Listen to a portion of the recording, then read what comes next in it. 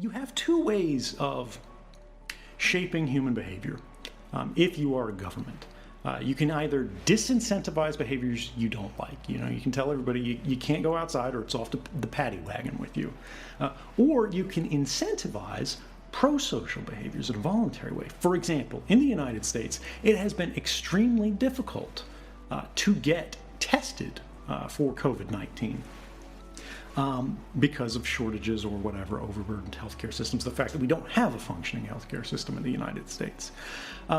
Now, if you have a system like this, and the doctor goes, one of these people who goes in and gets one of these rare tests, goes, oh, you actually are infected, upload this to the list. Anybody who has then one of the phones who is sitting next to you on the bus, who is sitting next to you on the plane, obviously becomes a priority, a documented, clear priority for health authorities to let them in. So you go in with your app, you show them, oh, hey, I was sitting next to a guy who, I don't know who they are, but you just said they were infected.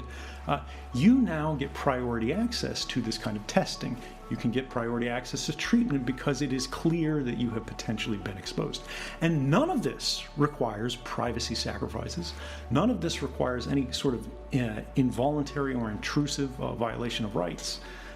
And the funny thing is, these capabilities are not difficult to create. This platform, could have been slapped together in 4 days by a bunch of university researchers working together if they had had the kind of funding and the mandate and the support. Am I comfortable with Facebook and Google, YouTube, whoever? It's like 4 properties that basically run the world today. Jeff Bezos decides what you can and can't buy on Amazon. Facebook decides what you can and can't post on social media. Jack Dorsey or whatever gets dragged into this, and it has to be the politics police. Is that correct? Because some people abuse their authority. And no, I don't think the solution to the abuse of authority is to create more platforms for the abuse of authority. I don't believe making Mark Zuckerberg the central authority for the things that can and cannot be said is an improvement on the situation. What we are seeing in exactly the situation that you described with Bolsonaro, with Donald Trump, with all of these people denying basic facts is intentional. It's not a mistake. It is a sustained campaign that's been running for more than a decade now to reduce trust in some of the most important institutions when we're talking about expert understanding of complex, nuanced subjects, because the facts are not in their favor.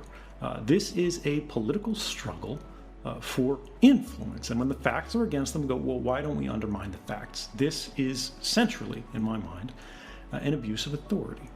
It is their platform, their trust from their voters who believe that they will do what's best for these voters.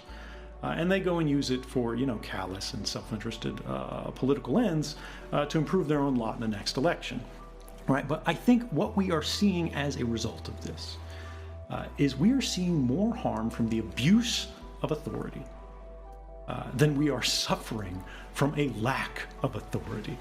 The government today, in basically any country you point to, is more powerful than it has ever been in any moment in human history.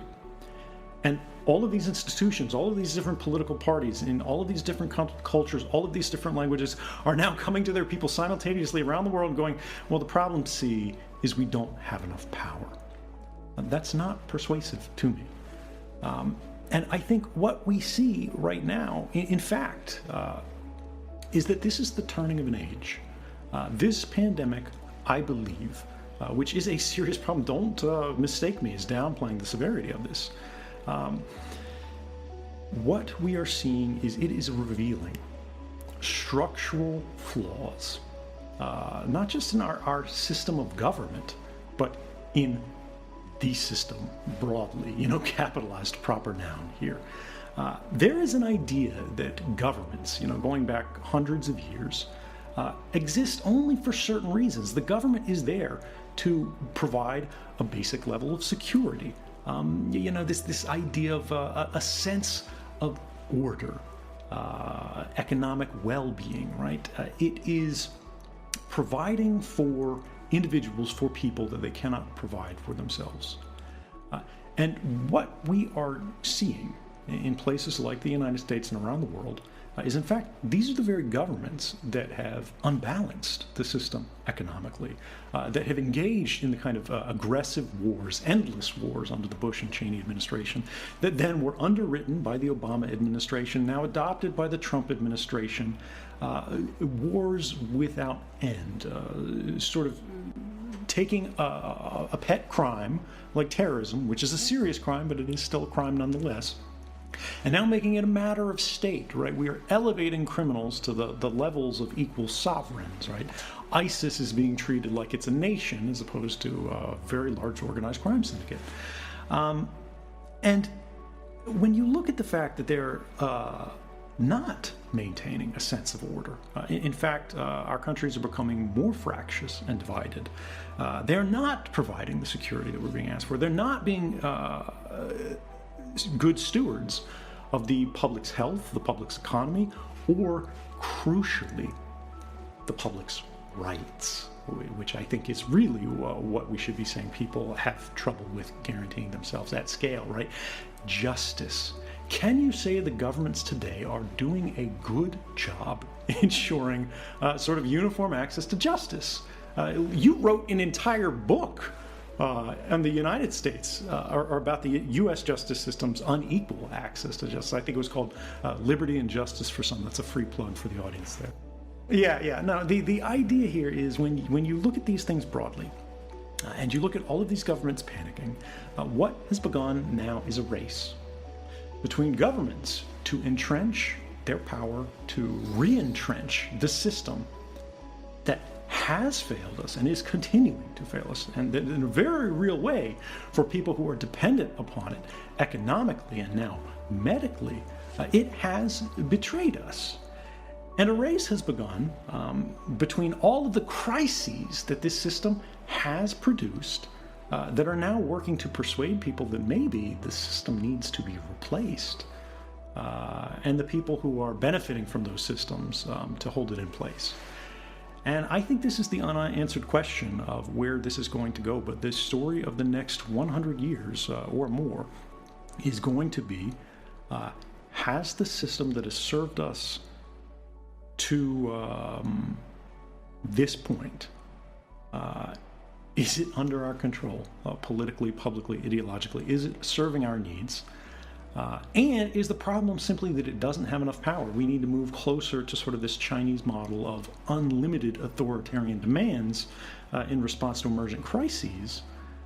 Or do we need to actually look for something that's got a little less authority that is available for abuse?